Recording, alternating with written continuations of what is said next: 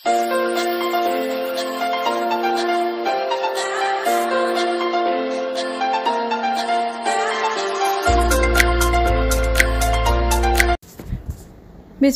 রহমানির রহিম। আসসালামু আলাইকুম। আমি নুসরাত গুলুমুলু ফ্যামিলি কিচেন চ্যানেলে আপনাদের সবাইকে আরও একবার স্বাগতম। আজকে আমি তৈরি করে দেখাবো পুষ্টিগুণে ভরপুর খুব সিম্পল ও সহজভাবে মলা মাছের আলু দিয়ে চচ্চড়ি রান্নার রেসিপি। আমরা সবাই জানি ছোট মাছ কতটা পুষ্টিগুণে ভরা, সেই রেসিপিটা আমি আজকে আপনাদের সঙ্গে শেয়ার করব। আশা করি আপনাদের সবার অনেক অনেক অনেক ভালো লাগবে।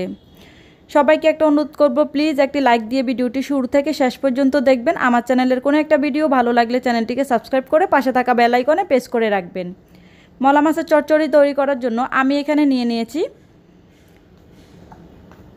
1.5 কাপ পরিমাণ মলা মাছ। আমি খুব ভালোভাবে কেটে ধুয়ে পরিষ্কার করে নিয়েছি। সাথে নিয়ে নিচ্ছি 1 কাপ পরিমাণ আলু কুচি। আমি চিকন চিকন করে এইভাবে ফালি করে নিয়েছি, লম্বা লম্বা করে। দিয়ে দেব 1 কাপ পরিমাণ পেঁয়াজ কুচি, 1 কাপের একটু কম আছে এখানে। আর আমি দিয়ে দেব এখানে রসুন কুচি দিয়ে দেব, বড় সাইজের 2 কোয়া রসুন আমি কুচি করে নিয়েছি। কাঁচামরিচ কুচি দিয়ে দেব আমি মাঝখান থেকে ফালি করে নেওয়া 8 থেকে 10টি। ঝালের পরিমাণটা আপনারা আপনাদের পছন্দ মতো দেবেন। একটা টমেটো আমি চিকন চিকন করে লম্বা লম্বা আকারে কেটে দিয়েছি। স্বাদ মতো লবণ দিয়ে দিচ্ছি।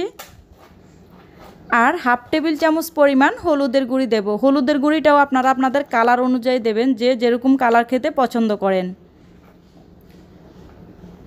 সামান্য পরিমাণে ধনিয়ার গুঁড়ি দিয়ে দেব। তেল দিয়ে দেব আমি পরিমাণ মতো।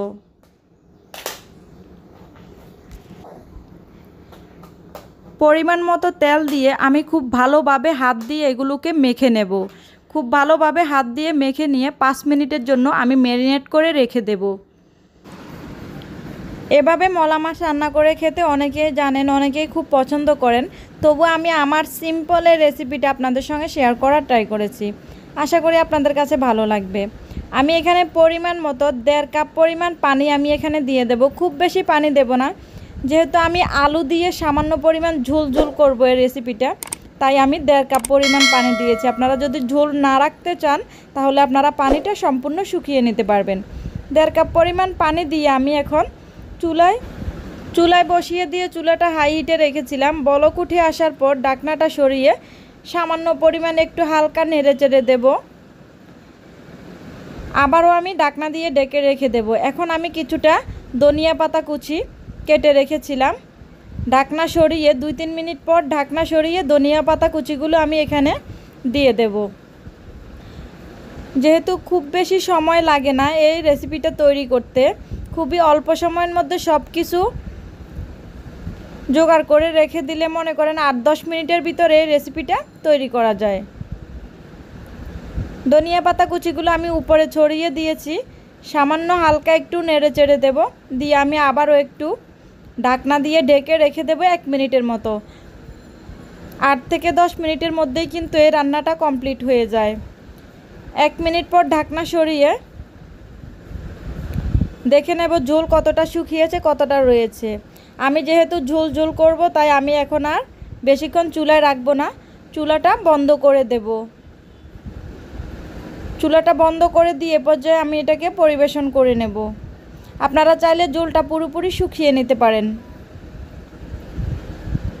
আমার রেসিপিটি আপনাদের কাছে কেমন লেগেছে প্লিজ কমেন্ট বক্সে কমেন্ট করে জানাতে ভুলবেন না। চ্যানেলটিকে সাবস্ক্রাইব করে পাশে থাকার অনুরোধ রইল। লাইক, কমেন্ট অ্যান্ড শেয়ার করে দেবেন। জানি আমার ভিডিওগুলো অনেকের কাছে হয়তো বোরিং লাগতে পারে, তবুও বলবো, অনুরোধ করব, যদি ভালো লেগে থাকে ভিডিওর কোনো একটা অংশ, প্লিজ আমার চ্যানেলটিকে সাবস্ক্রাইব করে পাশে থাকা বেল আইকনে প্রেস করে রাখবেন। ভালো থাকবেন, সুস্থ থাকবেন। আল্লাহ হাফেজ। আসসালামু আলাইকুম।